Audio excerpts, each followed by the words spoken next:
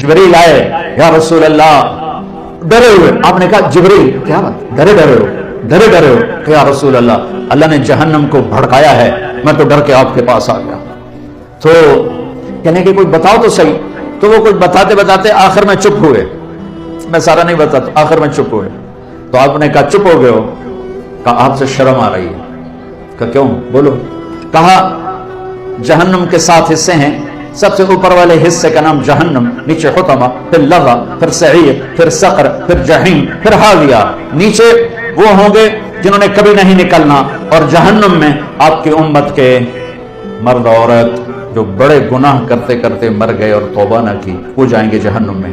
تو میرے نبی بے ہوش ہو کے گر گئے، خش کھا کے گر گئے، کیونکہ آپ نے تو جہنم آنکھوں سے دیکھی ہوئی. میں تو دونوں ویکھ کے نہیں دس رہا، سن کے دس رہا، پڑھ کے دس رہا. میرے نبی نے تو آنکھوں سے دیکھا ہے اس بلا کو، تب بے ہوش ہو کے گر گئے.